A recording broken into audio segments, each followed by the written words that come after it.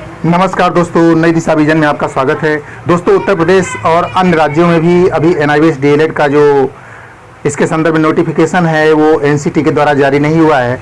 तो इस मामले में जो है बिहार में जो है शिक्षक बहाली में मौका मिल गया है और त्रिपुरा में भी मिल गया है, लेकिन अनेक ऐसे राज्य हैं जिनमें उत्तर प्रदेश प्रमुख है, यहाँ पर भी अभी उसी प्रकार की स्थिति लटकी हुई है। और क्या हुआ है, आज हम लोग जो है उत्तर प्रदेश में मान्यता के संदर्भ में जो पीएमओ का जवाब आया है ग्रेवियंस के माध्यम से उसको चर्चा करेंगे और साथ में आपको एक रिकॉर्डिंग भी सुनाएंगे जिसमें आपको जानकारी मिल पाएगी कि जो है अभी एनसीटी से लेटर जारी क्यों नहीं हो पा रहा है।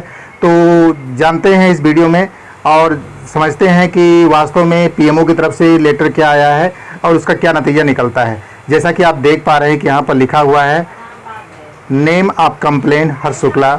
ये हर्ष शुक्ला की तरफ से जो है कंप्लेंट मतलब ग्रीवियंस दिया गया था और यहाँ पर उस ग्रीवियंस का जवाब आया हुआ है जो रिसीव हुआ था 22/4/2020 को, लेकिन इसका रिप्लाई जो है 17 तारीख को यानी 17 जून को आया हुआ है। तो यहाँ पर जानते हैं कि जो वास्तव में ग्रीवियंस का डिस्क्रिप्शन था वो क्या था, क्या मांग उठाई गई थी और पीएमओ की तरफ से क्या जवाब आया हुआ है, जिससे पता लग सके कि उत्तर प्रदेश की टेट परीक्षा में जो एनआईवीएस डीएलएड को मान्यता दी जानी थी उससे संबंधित प्रावधान अभी एनसीटी या परीक्षा नियामक प्राधिकारी के द्वारा इस पर कुछ नहीं किया जा सका है। तो इस बारे में भी प्रतीक्षा है और हम लोग पूरी रिकॉर्डिंग भी सुनाएंगे, आपको फ़ोन की कॉल रिकॉर्डिंग सुनाएंगे जिससे आपको जानकारी मिलेगी इस संदर्भ में अभी क्या किया जा रहा है और क्या सरकारी विभाग का स्पष्टीकरण दिया गया है। तो आइए वीडियो को शुरू करते हैं। यहाँ पर आप देख पा रहे हैं कि एनआईवीएस डीएलएड कोर्स की मान्यता के संबंध में यहाँ पर दोस्तों इस ग्रेवियंस को पूरा पढ़ना पड़ेगा, क्या डिमांड उठाई गई थी। एनआईवीएस डीएलएड कोर्स को मान्यता के संबंध में महोदय आपको अपनी समस्या से अवगत कराते हुए मैं आपको राज्य सरकार के द्वारा राजकीय सहायता प्राप्त प्राइवेट विद्यालयों में कार्यरत सभी प्रशिक्षित शिक्षकों को प्रशिक्षित कराने हेतु श्रीमान प्रकाश जावड़ेकर जी की अध्यक्षता में national institute of open schooling Noida द्वारा प्रदेश भर के सभी सेवारत शिक्षकों को यह कोर्स कराया गया। इस कोर्स में पंजीकरण कराना अनिवार्य किया गया था क्योंकि 31 मार्च 2019 के बाद किसी भी विद्यालय में अप्रशिक्षित शिक्षकों को नहीं पढ़ा सकते थे। ऐसा उल्लेख उपरोक्त कोर्स के में विज्ञापन में किया गया था एवं उस विज्ञापन में साफ साफ लिखा था कि यह कोर्स पूरे देश में सेवा आयोजन के लिए मान्य होगा। चूँकि 31 मार्च 2019 तक इस कोर्स को पूरा कराया गया था, इसलिए विशेष प्रावधानों के तहत इस कोर्स को 18 माह में 4 सेमेस्टर के अंतर्गत पूरा कराया गया था।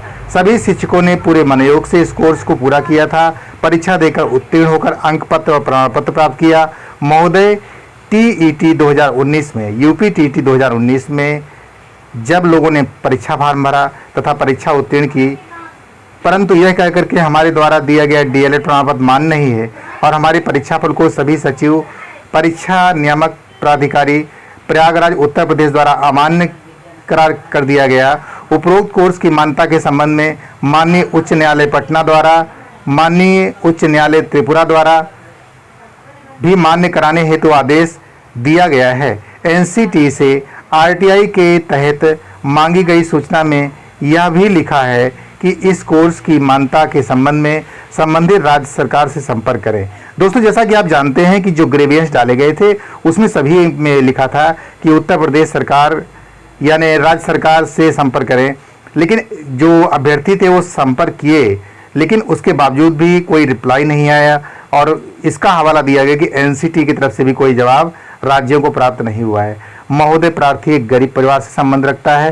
प्रार्थी के पास रेगुलर कोर्स कराने हेतु धन की व्यवस्था नहीं थी।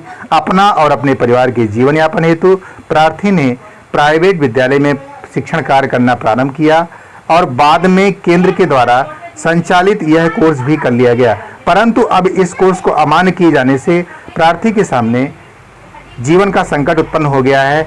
महोदय, प्रार्थी ने सीटेट यूपीटेट दोनों परीक्षाओं में अच्छे अंकों से उत्तीर्ण किए है और आपसे करबद्ध निवेदन है कि उपरोक्त कोर्स को टेट परीक्षा में मान्य कराकर लगभग 1,65,000 शिक्षकों के हित में निर्णय लेने की कृपा करें। महोदय, प्रार्थी आपसे किसी नौकरी को दिलवाने की मांग नहीं कर रहा है बल्कि टेट परीक्षा को मान्य कराने के संबंध में निवेदन कर रहा है। आपकी महान कृपा होगी।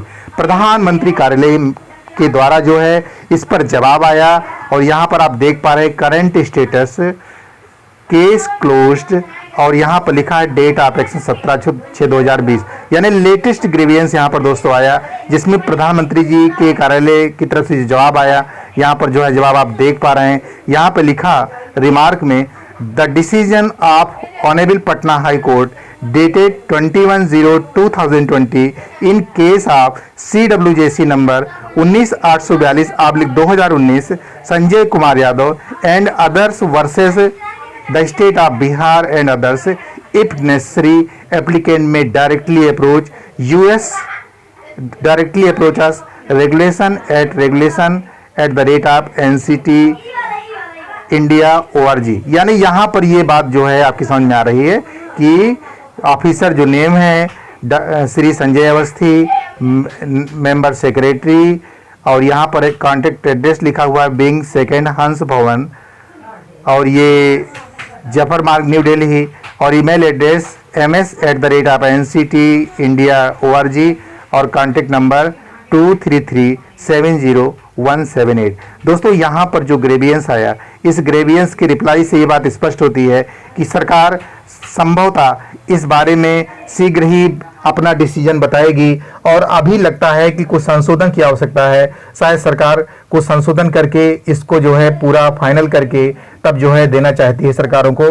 तो निश्चित रूप से यह काम NCT को सौंपा गया होगा, क्योंकि पटना हाईकोर्ट का डिसीजन था। इस नाते सरकार ने उसको मानते हुए बिहार राज्य में शिक्षक बहाली में NIVS DLED शिक्षकों को मौका दे दिया और उनके फॉर्म भरे जा रहे हैं। लेकिन अभी उत्तर प्रदेश समेत तमाम ऐसे राज्य हैं जिनमें अभी तक कोई भी NCT का लेटर नहीं आया हुआ है। तो आइए एक और जानते हैं हम लोग रिकॉर्डिंग, जिससे आपको जानकारी मिलेगी। हमारे ही एक अभ्यर्थी ने बात की है और वहां पर क्या जवाब आया है, इसको भी जानते हैं। रिकॉर्डिंग सुनते हैं। सर तो कब तक आएगा आदेश? थोड़ा अब मैं कह दूंगा आज ही आ जाए, जिस दिन आएगा सबके लिए आ जाएगा। सर तो बिहार के लिए तो आ गया सर, हम लोग के लिए भी कोई बात नहीं, वहाँ चुनाव है, फिर आचार संहिता भी तो लगेगी वहाँ। जी सर। हाँ तो तुम्हारे लिए भी आ जाएगा, ठीक है सर। तो पूरे सर आ जाता भैया, आ जाएगा, एक बार बोल दिया तो आ जाएगा।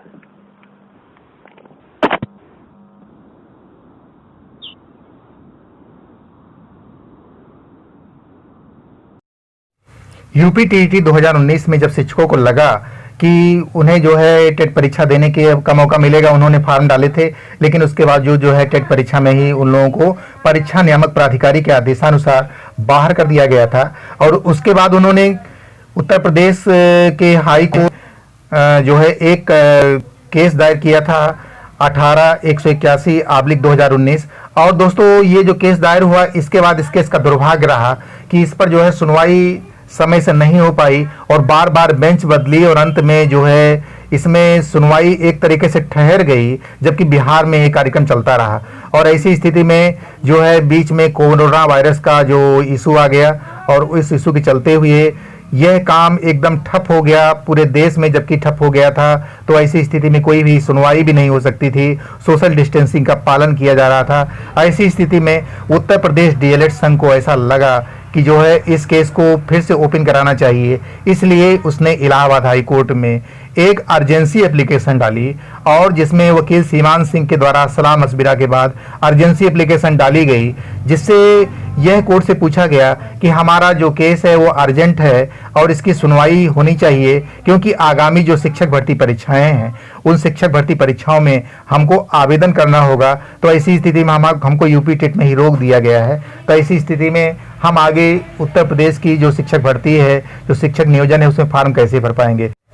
अर्जेंसी एप्लीकेशन कैंसिल होने के बाद यह तय किया गया कि जो केसरवानी जी हैं, जिनके बेंच में सुनवाई नहीं हो पाई थी और काफ़ी लंबा समय जो है सुनवाई में लगा था, तो ऐसी स्थिति में जब जज चेंज होंगे तो ऐसी स्थिति में जो है यहाँ पर जो केस का मामला है वो आगे बढ़ाया जाएगा और इसमें दखल दी जाएगी। लेकिन जो है अब दोस्तों यहाँ पर एक अच्छी खबर भी है कि जो बेंच है वो चेंज हो गई है, लेकिन अब जो केस है वो सुनवाई में कब लगेगा, इसके बारे में इलाहाबाद हाईकोर्ट से अभी ये डिसीजन आना बाकी है कि इसके बारे में जो सुनवाई है वो अगली सुनवाई कब को पड़ेगी। लेकिन एक अनुमान के तहत सूत्र बताते हैं, एक अनुमान लगता है कि ये जो है जुलाई लास्ट तक इस बारे में, इस केस में कोई ना कोई प्रगति अवश्य हो जाएगी।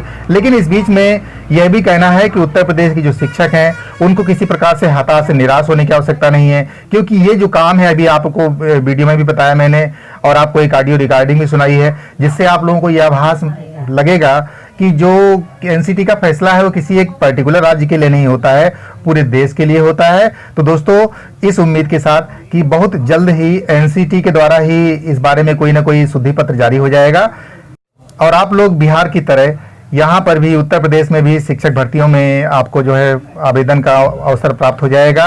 इसमें कोई संदेह या कोई संशय नहीं है और किसी प्रकार से हताश निराश होने की आवश्यकता नहीं है। तो इस बारे में जो भी कुछ सूचनाएं आएंगी, मिलता हूं आपसे अगली वीडियो में। नमस्कार, जय हिंद, जय भारत।